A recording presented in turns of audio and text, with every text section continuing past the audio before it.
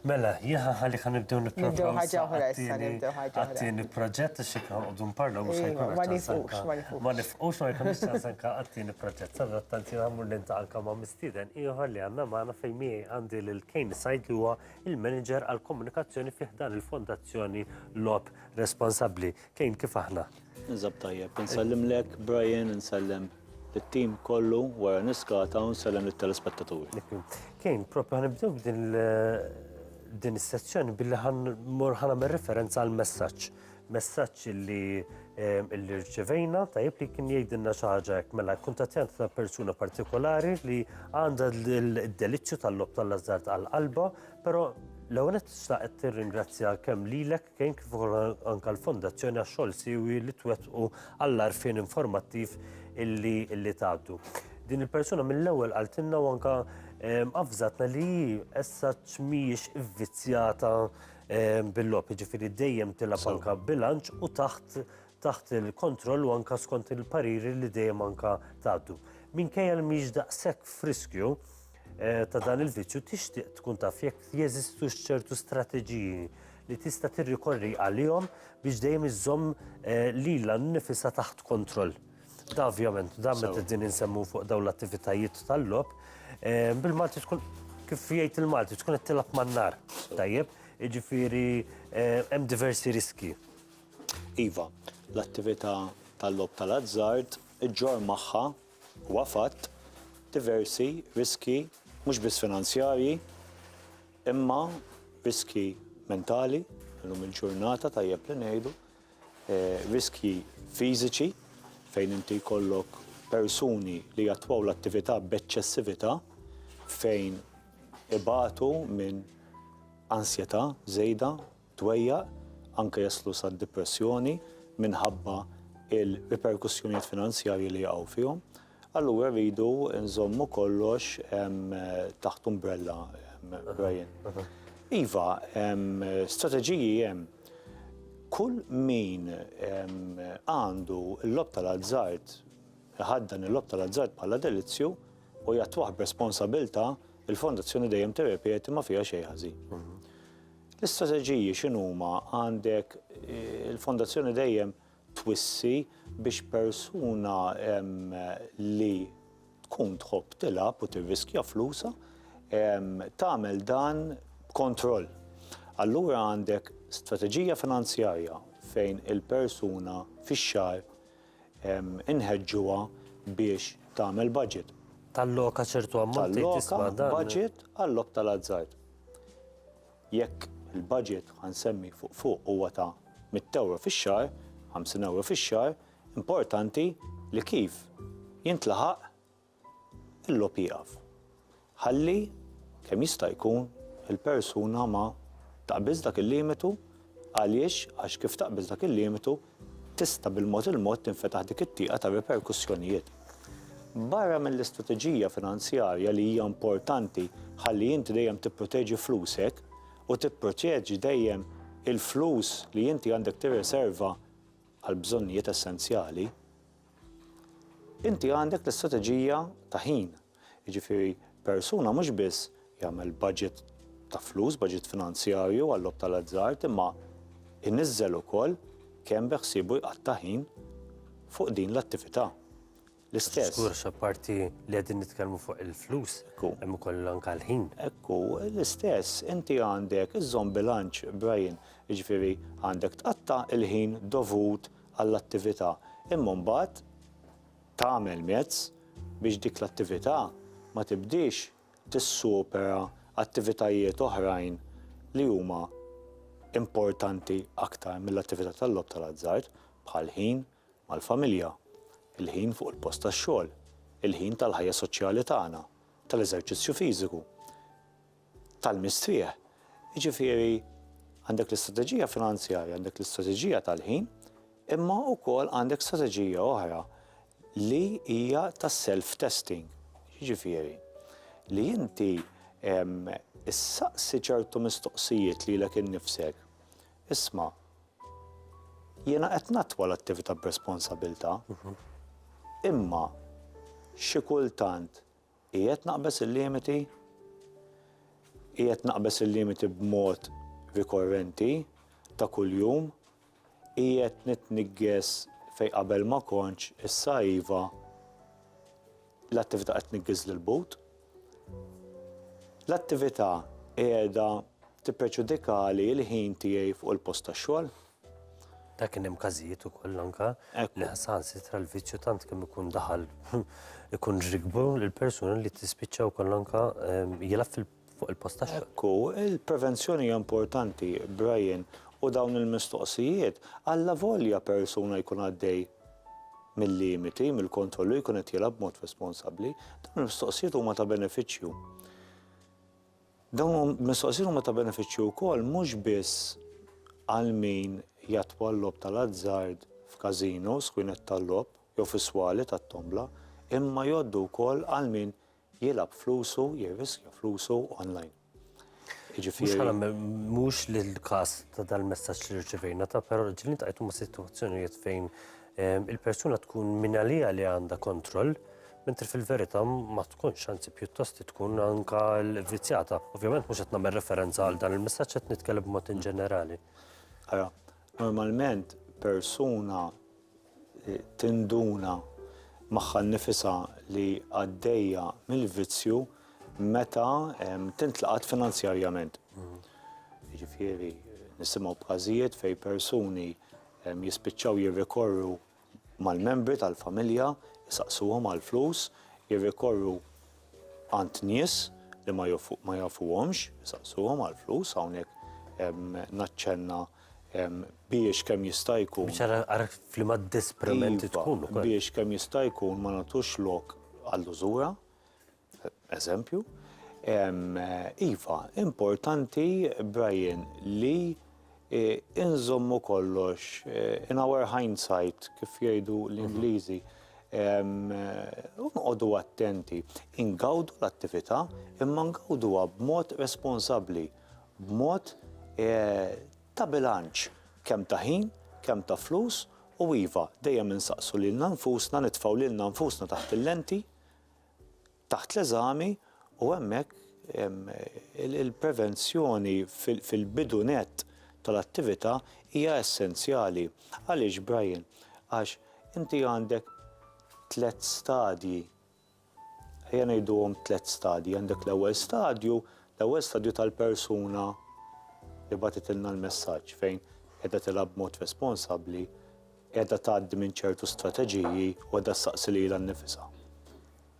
Imbagħad għandek it-tieni stadju fejn il-persuna tibda tillaxka bil-mod u iva llum lab dawk it-10 € żejda ma ġara xejn b'daqshekk, għada lab dawk il-50, lab dawk il-100 € żejda.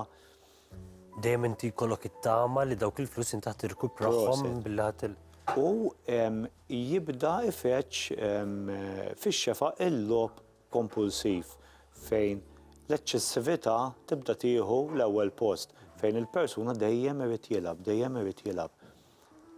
Dak l-istadju, it-tieni stadju huwa stadju importanti ħafna għaliex inti jew ħadd induna li inti qed taqbes il-limitu u ħadd tmur lura għall bilanċ tiegħek, jew inkella ħadd tkompli taqbes għat-tielet stadju fejn it-tielet stadju għandek il-persuna patoloġika fejn il-tir tiegħu fil-ġurnata li jilgħab biss dejjem bil-ħolma ta' dik il-famuża rebħa jispiċċa jaljena ruħu mill-ħajja reali, mir-relazzjonijiet reali u intimi tiegħu, jispiċċa jaljena ruħu mill-xogħol professjonali tiegħu da kollu bit-tama ta' dik il-famuża rebħa kbira biex inġib il-flus kollha li tlift. U hemmhekk importanti li nindunaw li responsabilità fit-tielet stadju ma tistax issemmi għax il-persuna jkun żelaq b'tali mod li miss daru mal-ħajt. Imma f'dak it-tielet stadju tajjeb li insemmu l-kunċett li l-persuna jinduna li jissaqjed f'saram, jinduna li għaddej l-vizzju u jinduna speċjalment li għandu bżonn is-support. U hawnhekk, Brian, naċċenna il-ħidma sfiqa tal-fondazzjoni Lob Responsabbli, għandna il-support line tagħna dejjem insemmih 1777 u hawnhekk dejjem intenni. Min iħoss li isma' qed jilgħab b'mod responsabbli imma għandu bżonn żewġ pariri ta' strateġija kif qed nitkellmu, ċempel fuq il-1777. Jekk inti żlaqt u qed tinqidem u tixtieq daqsxejn min jisimek ċempel fuq il-1777. Jekk inti żlaqt b'tali mod fejn sfortunatament qiegħed darek mal-ħajt finanzjarjament, ċempel 1777 għaliex il-karba, il-fondazzjoni tismaħħa u nkunu nistgħu nissapportjaw bl-aħjar mod tagħna. Il-komunikazzjoni hija ċavetta, Brian, ta' kollox fil-ħajja. Għandna nżommu kontroll u bilanċ f'kwalunkwe oltre mill-vizzi, oltre mill-attivitajiet li jinvolvu riskju. Mhux il-lob tal-azzard biss jinvolvi riskju fl-attivitajiet tagħna. Importanti li nżommu dak il-bilanċ. Kif naraw li isma' qegħdin niżolqu bil-mod il-mod nindunaw, nkunu kapaċi li nindunaw ta' kemm tinduna fil-bidu aktar aħjar. Jiena naħseb il-verità tkun taf. Forsi ma tkunx għadek ammettejta miegħek innifsek li forsi fil-li kienet attività li inti bdejt tagħmilha bi pjaċir, però mbagħad jispiċċa. Naħseb inti kif tkun sinċir miegħek innifsek, tkun taf li l-vizzju rikbek. Iva, tkun sinċir miegħek innifsek, mhux biss għall-ġid tiegħek, imma speċjalment jekk inti l-ħajja provditlek responsabilità ta' persuni oħrajn. Jekk inti għandek familja warajk, jiġifieri ma nħallux l-attività tippreġudika ir-relazzjonijiet intimi tagħna, nerġa' ngħid ir-relazzjonijiet professjonali tagħna, jiġifieri inħallu l-attività f'posta, floka, imma nkomplu bħajjitna. Jekk naraw li dik l-attività qiegħda mhux qed tħallina ngħixu kif irridu, hemmhekk hemm problema. U hemmhekk għandna bżonn is-sapport. U ma fiha xejn ħażin Brian. Dejjem nirrepeti, kulħadd għaddemmu l-laħam. Illum inqdimt jiena, għadha tinqidem inti, l-importanti li nitkellmu, l-importanti li nsibu soluzzjoni għal Anzi, l-lum il-ġurnata għawlajnuna. Għawlajnuna li wieħed anke jista' jirreferi b'mod konfidenzjali, dik tajjeb anke ngħiduha wkoll, anke meta jagħmel kuntatt magħkom dan ikun anke b'mod konfidenzjali li saħansitra kważi assistaqsu kważi xejn dettalji assolutament, ovvjament, meta wieħed anke jċempel għal parir mod. Imma mbagħad anke biex tkunu tistgħu anke segwu tkomplu segwu l-każ u mbagħad hija xi ħaġa. Ekku, insibu każijiet fejn persuna ġast tkun trid informazzjoni, Brian. Insibu każijiet fejn persuna eżempju tkun titeskludi lilha nnifisha minn ħwienet tal-logħob, swali tat-tombla, casinos, anke online. Ikun hemm każijiet fejn persuna tkun trid titkellem ma' persuna professjonali. U aħna wkoll illum il-ġurnata nipprovdu dak is-servizz, ġifieri. Issa meta tgħid teskludi lilha nnifisha minn dawn mill-postijiet. X'jiġifieri x'jiġri hemm? Sewwa, hemm persuna tkun ġiet fi stat dara mal-ħajt speċjalment finanzjarjament, l-attività tkun ippreġudikaltilha ħajjitha tistgħu tgħidu, allura hi teskludi lilha nnifisha minn dik l-attività. Kif tmur tipprova tilab f'kasino, is-sistema ma tħallikx. Hemm proċedura ta' applikazzjoni, tiġi il-fondazzjoni, konfidenzjalità, iva, nimlew il-formuli neċessarji, u ssir din l-esklużjoni ġifieri l-persuna hemm perjodi ta' żmien, hemm 3 options differenti, persuna tara hi. Jiġifieri jekk tagħmel l-esklużjoni għal 6 xhur f'dawk is-6 xhur ma tkunx tista' tidħol f'dawn is-swali liċenzjati mal-Awtorità Maltija l-logħob u tilab.